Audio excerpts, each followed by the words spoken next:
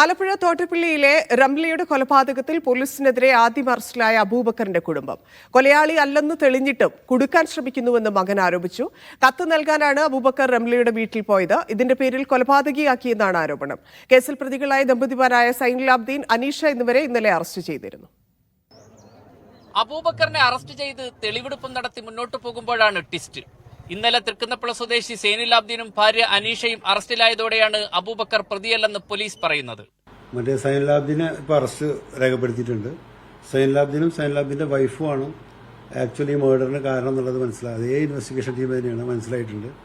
ആ സമയത്ത് ഇവരുടെ ആ സ്ത്രീയുടെ സമയം ഉപയോഗിച്ചിരുന്ന സെൽഫോൺ, അതിൽ സൈനുലാബ്ദീൻ 18-ന് അവരെ സിം ഇൻസേർട്ട് ചെയ്തപ്പോഴാണ് നമുക്ക് ഈ IMEI ട്രേസിൽ അത് ഐഡന്റിഫൈ ചെയ്യാൻ പറ്റി. ഇതോടെയാണ് കുടുംബം പരാതിയുമായി രംഗത്ത് വന്നത്.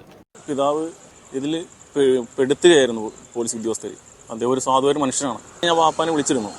അത് കഴിഞ്ഞ് 2 ദിവസം കഴിഞ്ഞ് വാപ്പ അതിന് വീട്ടിലേക്ക് വന്നിരുന്നു. അപ്പം ഞാൻ വാപ്പാടുത്ത് ഇതിനെപ്പറ്റി സംസാരിച്ചപ്പോഴത്തേക്കും കാര്യങ്ങളെല്ലാം പറഞ്ഞു. അവസാനം വാപ്പ എന്നെ എടുത്തിട്ട് കാര്യം പറഞ്ഞു, മോനെ ഇത് എന്നെ കുരുക്കാനുള്ള ഒരു ഇതിലേക്കാണ് പോകുന്നതെന്ന് വാപ്പി പറഞ്ഞു. പോലീസ് വീഴ്ച ചൂണ്ടിക്കാണിച്ച് മുഖ്യമന്ത്രി അടക്കമുള്ളവരെ സമീപിക്കാനാണ് കുടുംബത്തിന്റെ തീരുമാനം. മീഡിയ 1 ആലപ്പുഴ.